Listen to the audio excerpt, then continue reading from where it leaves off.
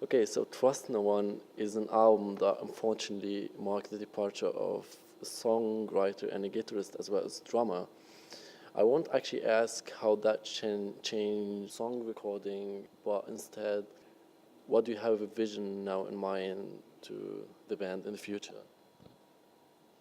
Well, Devildriver's always kind of been a collective of a lot of different writers because Neil and Austin were so new and we hadn't even hired Ashes at that point yet.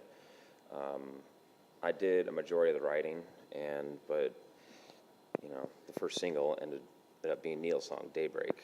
And Austin has a lot of great ideas on guitar as well. So the next record, I definitely want these guys to have more input, and I'll definitely, be taking a little bit of a step back and getting some ideas from other people as well. More like the band used to be. Okay. Every Devildriver song that has been put so far always had an eruptive entrance that leads the path to a destructive song, and so is the case with the latest album as well.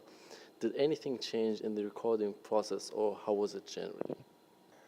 Well, it changed. There's different members in the band for one, but two, I moved into a new house and I built a studio in my garage, so I had a much different vibe to write in than the place where I was doing most of the writing before, and I think that alone made a big impact on how things were written. It made it a lot more fun for me. It was a lot more comfortable, and having Neil and Ashes there, Neil and Austin, they were a big help, especially for me too, because I'm really indecisive when it comes to writing sometimes, and sometimes I know what I like, but sometimes I'm like, I don't know if I want to do this, and Neil was always there to either kind of reassure me, like, dude, it's fine, like, yeah, it's a good riff, don't worry about it, move on, because sometimes I get stuck on certain things, and I need input from other people that I work with that I respect as a musician, and some people I don't like to ask because I don't honestly. I'll tell the truth. I don't respect the opinion of everybody, but I do with Austin and Neil very much. So, how much music do both of you listen to while recording a new album? And if so, does that somehow influence the way you're going to write the new songs? Take this one. Yeah, I mean, I listen to the same amount of music. If I weren't writing a record, it'd be the same. But I think I listen to different stuff than I would. I don't listen to as much heavy stuff when I'm writing, because I don't want to be too, close to something else. I don't want to write a riff because I heard this cool band do the same riff, and then I don't remember it until way too late. I don't want that to happen. So I try to listen to. I go back to like old steady records for me, like a lot of Bjork and Peter Gabriel and stuff that just give me general melodic ideas, and then try to make those into riffs instead of whoever just had the biggest record in metal, and I don't want to listen to that too much at the time of writing just because I don't want to copy it, But yeah, I mean, as far as just the amount of music, I still try to listen to just as much. I found myself still listening to the radio on the way back from Mike's house when we were writing. But maybe just different stuff is what I change my tastes when I'm writing. Okay. Well, so many bands write lyrics just for the sake of writing lyrics, if you know what I mean. But when it comes to Devildriver, I think you guys hit on so many heavy subjects, so to say, and they kind of like scream some sense into your face. So what could you tell us about the lyrics of the last album?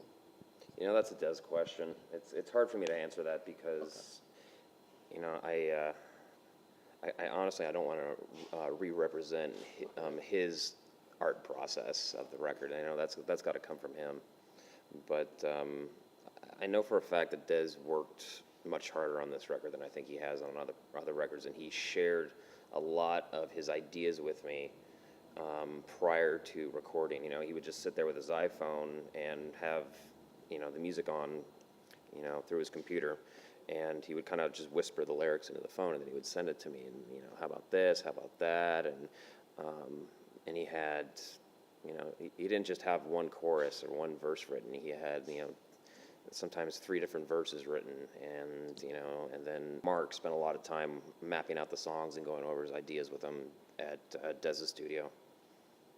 For metal musicians, they sometimes have like a wide range of musical interests that somehow influence the way they write songs. What I want to ask is, do you privately listen to other stuff than metal? I listen to so much stuff that's not metal. I listen to, I've been really on 80s music recently, like the Eurythmics and Depeche Mode, Tears for Fears. I'll listen to a lot of Australian bands too, like Ice House, Real Life, In Excess, and there's another band that I found recently called The Cruel Sea that I've been listening to. I just discovered this band called Editors. They have some really cool stuff that I like a lot, especially their newer stuff. You've been in the scene with Devildriver for quite some time. If you want to give an advice to the new bands, like business advice, what would you say? Business for new bands. Find a different business. Yeah, man, there's no right answer. There are a lot of wrong ones. I think you have to really keep your eyes on the prize. That sometimes you can't just get upset about every little thing, because everything, especially on the road, everything's made to break down. Everything's gonna suck and everything's gonna break, and nothing's gonna be the way that you dreamt it when you were 8.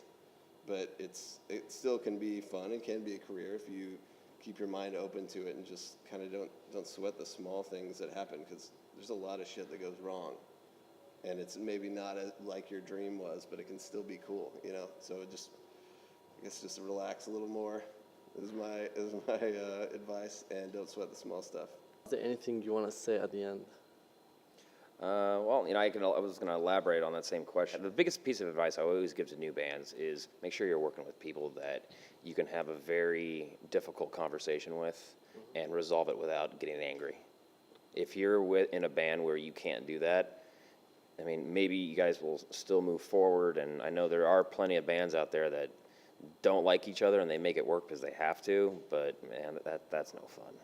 So find people that are good musicians and do what they do well, are hardworking, not lazy, and like he said, just, everyone has to have the eye on the prize, and, everyone has to get along, because you're going to be spending a lot of time together. Yeah. I mean, we spend more time together than we do with our own families. Yeah. So. In the past year, I probably hung out with Mike a little more than I have my wife. Yeah. That's how it has to go, Mm-hmm. So any final words you want to say to the readers or people who are going to watch it?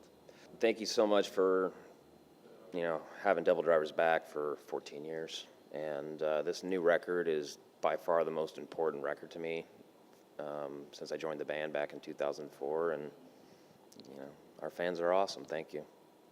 Yeah, that sums it up well. Thank you so much. Thank you.